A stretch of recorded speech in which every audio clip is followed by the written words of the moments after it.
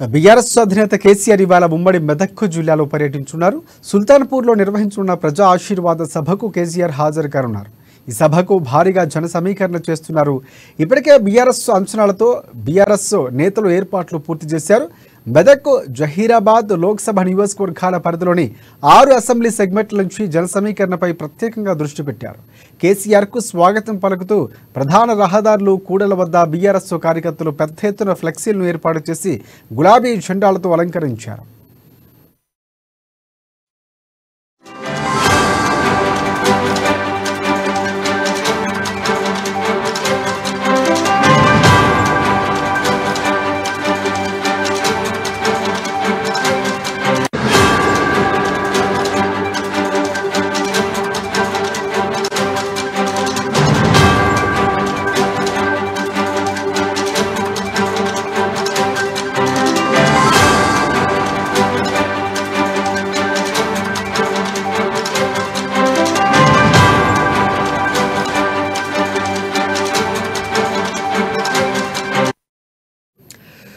Breaking చూస్తున్నాం. BRS అధినేత కేసీఆర్ ఇవాళ ఉమ్మడి మెదక్ జిల్లాలో పర్యటించున్నారు. సుల్తానాపూర్లో నిర్వహించున్న ప్రజా ఆశీర్వాద సభకు కేసీఆర్ హాజరు కానున్నారు. ఇక ఈ సభకు భారీగా జన సమీకరణ చేస్తున్నారు బీఆర్ఎస్ నేతలు. ఇప్పటికే భారీ అంచనాలతో బీఆర్ఎస్ నేతలు ఏర్పాట్లు పూర్తి చేశారు. మెదక్, జహీరాబాద్ లోక్సభ నియోజకవర్గాల పరిధిలోని 6 అసెంబ్లీ సెగ్మెంట్ల నుంచి జన సమీకరణపై ప్రత్యేకంగా దృష్టి పెట్టారు. కేసీఆర్కు స్వాగతం పలుకుతూ ప్రధాన రహదారులు, కూడళ్ల వద్ద బీఆర్ఎస్ కార్యకర్తలు పెద్ద ఎత్తున ఫ్లెక్సీలు ఏర్పాటు చేసి గులాబీ జెండాలతో అలంకరించారు. దీంతో ప్రాంగణమంతా గులాబీమయంగా మారింది. దీనికి సంబంధించి పూర్తి అప్డేట్స్ అందించేందుకు మా ప్రతినిధి సునీల్ మనకి ఫోన్ లైన్లో సిద్ధంగా ఉన్నారు. ఎస్ సునీల్, చెప్పండి, ఈరోజు బీఆర్ఎస్ అధినేత కేసీఆర్ రాబోతున్నారు. దానికి సంబంధించి సభకు సంబంధించి ఏర్పాట్లు ఏంటి, పూర్తి అప్డేట్స్ ఏంటి?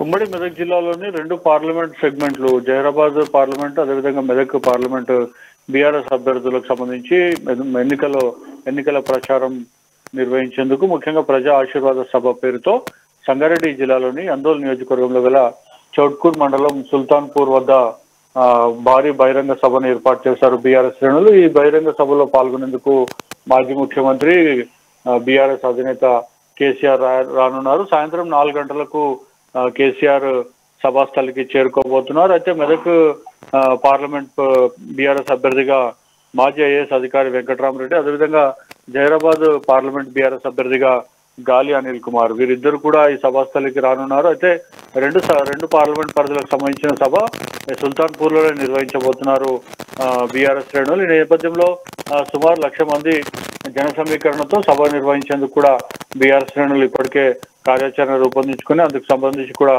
ఏర్పాట్లు పూర్తి చేశారు. అయితే 2 పార్లమెంట్ పరిధిలో ఉన్నటువంటి అసెంబ్లీ సెగ్మెంట్లకు సంబంధించి కూడా కార్యకర్తలు, నాయకులు, అదేవిధంగా అభిమానులను పెద్ద ఎత్తున తరలించేందుకు కూడా ఇప్పటికే ఏర్పాటు చేశారు. అయితే ఇప్పటికే 2 సార్లు కూడా మాజీ మంత్రి హరీష్ రావు సభాస్థలిని పరిశీలించారు. అయితే సభ ఏర్పాట్లకు సంబంధించి కూడా పూర్తి బాధ్యతను హరీష్ రావు తన భుజాలపై వేసుకుని దగ్గరుండి పరిశీలిస్తున్నటువంటి పరిస్థితి ఉంది. అయితే మొత్తానికి కేసీఆర్ సభలో ఏం మాట్లాడబోతున్నారని చెప్పి కూడా ఆసక్తిగా చూసేటువంటి పరిస్థితి. ఎందుకంటే ఇప్పటికైనా పలు దఫాలుగా కేసీఆర్ పంట నష్ట పరిశీలన కూడా చేయడం జరిగింది. తెలంగాణ రాష్ట్రంలో పంటలు ఎండిపోతున్నాయి అని చెప్పి కూడా కాంగ్రెస్ ప్రభుత్వంపై విమర్శించిన నేపథ్యంలో ఇప్పుడు రాజకీయ ప్రసంగం, అదేవిధంగా పార్లమెంట్ ఎన్నికల సభలో పాల్గొంటున్నారు కాబట్టి ఓటర్లను ఏ విధంగా అయినా ఓట్లు అడుగుతారు, బీఆర్ఎస్ ఇప్పటిదాకా ఏం చేసింది, అదేవిధంగా కాంగ్రెస్ చేస్తున్నటువంటి పథకాల్లో ఏమైనా లోపభూయిష్టాలు ఉన్నాయో, అదేవిధంగా కాంగ్రెస్ ఇచ్చినటువంటి హామీలు కూడా పూర్తి స్థాయిలో అమలు కాలేదు కాబట్టి ఆ అంశాలకు సంబంధించి కూడా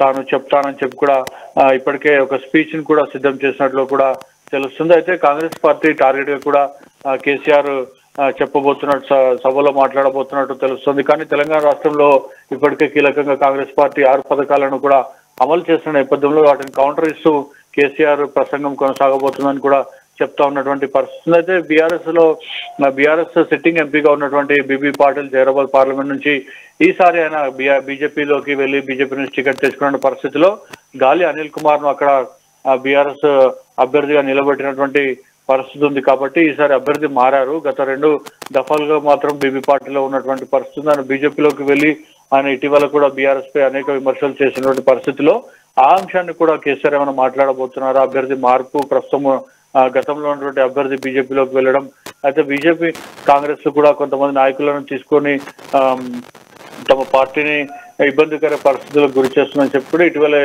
సీఎం కేసీఆర్ విమర్శించారు. ఒక దఫలో అయితే పార్టీ మారిన వారిని కుక్కలతో నక్కలతో కూడా పోల్చినటువంటి పరిస్థితిలో జైరాబాద్ పార్లమెంట్ అభ్యర్థి ప్రస్తుత బీజేపీ అభ్యర్థి గతంలో ఆయన బీఆర్ఎస్ అభ్యర్థిగా ఉన్న వివి పాటిల్ బీజేపీలో చేరారు కాబట్టి ఆయన టార్గెట్ గా కూడా కొంత స్పీచ్ ఉండబోతుందని చెప్పి కూడా మనకు బీఆర్ఎస్ శ్రేణుల నుంచి అందుతున్నటువంటి సమాచారం ఉంది. రాజశేఖర్,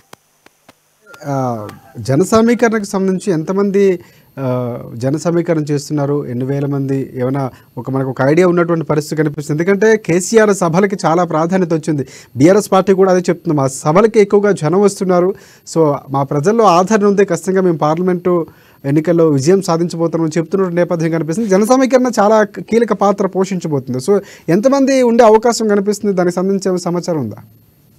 అదే 1,00,000 మందితో సభ నిర్వహించాలని చెప్పి కూడా ఇప్పటికే నిర్ణయించిన నేపథ్యంలో జన సమీకరణ 1,00,000 టార్గెట్ గా కూడా నడుస్తున్నటువంటి పరిస్థితి ఉంది. కానీ ప్రస్తుతము ఎండల తీవ్రత కూడా పెద్ద ఎత్తున ఉన్న నేపథ్యంలో మరి జన సమీకరణ లో కొంత ఇబ్బందులు కలిగే పరిస్థితి ఉందని చెప్పవచ్చు. ఎందుకంటే వారికి వాహనాల్లో తరలించడం, ఇక్కడ సభాస్థలికి సంబంధించి కూడా సాయంత్రం 4 గంటలకు సభ ఉండడంతో ఎండ తీవ్రత ఎక్కువగా ఉంటే సమయం అది సాయంత్రం 4 గంటలకు. ఈ నేపథ్యంలో 1,00,000 టార్గెట్ రీచ్ కాకపోయే అవకాశాలు ఉన్నాయని చెప్పి కూడా మనం భావించవచ్చు. కానీ 1,00,000 మందితో సభ నిర్వహించి సభ సక్సెస్ చేయాలని చెప్పి కూడా బీఆర్ఎస్ శ్రేణులు భావిస్తున్నటువంటి పరిస్థితి ఉంది. ఎందుకంటే ఆందోళన నియోజకవర్గం ప్రస్తుతం తెలంగాణ వైద్య శాఖ మరియు సైన్స్ అండ్ టెక్నాలజీ శాఖ మంత్రి దామోదర్ రాజనరసింహ సొంత నియోజకవర్గము. మరోవైపు ఆయన జైరాబాద్ పార్లమెంట్ పరిధిలో ఆందోళన అసెంబ్లీ వస్తుంది. ఈ నేపథ్యంలో ఖచ్చితంగా జైరాబాద్ పార్లమెంట్ అభ్యర్థి గాలి అనిల్ కుమార్ ని గెలిపించుకుంటే ఇటు మంత్రికి కూడా కొంత మైనస్ అయ్యే అంశం ఉంది కాబట్టి, అదేవిధంగా మంత్రి నియోజకవర్గంలోనే తమ పార్టీ అభ్యర్థి గెలుపొందారని చెప్పి కూడా అవకాశాలు ఉంటాయి. అదేవిధంగా రాజకీయంగా కూడా కలిసి వచ్చే అంశం ఉంటుంది కాబట్టి సభ కూడా మెదక్లో కాకుండా అటు జహీరాబాద్ లో కాకుండా ఆందోళన నియోజకవర్గంలో ముఖ్యంగా మంత్రి దామోదర్ రాజనరసింహ నియోజకవర్గంలో పెట్టడానికి కూడా ఇదే అంశం తావిస్తుందని చెప్పి కూడా భావించవచ్చు. అయితే మంత్రి దామోదర్ రాజనరసింహ టార్గెట్ గా కూడా కేసీఆర్ మాట్లాడబోతున్నారని చెప్పవచ్చు. ఎందుకంటే గత రాత్రి పటాన్చెరు పరిధిలో దామోదర్ రాజనరసింహ బీఆర్ఎస్ అదేవిధంగా మాజీ మంత్రి హరీష్ రావును టార్గెట్ చేస్తూ కూడా కొన్ని విమర్శలు చేశారు. అదేవిధంగా కేసీఆర్ ను కూడా విమర్శించినటువంటి పరిస్థితులు, వాటికి కౌంటర్ గా ఈ రోజు సాయంత్రం జరగబోయే సభలో కూడా కేసీఆర్ కానివ్వండి లేకపోతే మాజీ మంత్రి హరీష్ రావు కూడా మాట్లాడబోతున్నారు. హరీష్ రావు పైన తీవ్ర స్థాయిలో విమర్శలు చేశారు మంత్రి దామోదర రాజనరసింహ. కాబట్టి ఇది రాజకీయంగా కీలకమైనటువంటి ప్రతి విమర్శలకు తావిచ్చే వేదిక కూడా బీఆర్ఎస్ మార్చుకునే పరిస్థితి మనకు కనిపిస్తుంది. Rajasekhar, thanks for updates Sunil.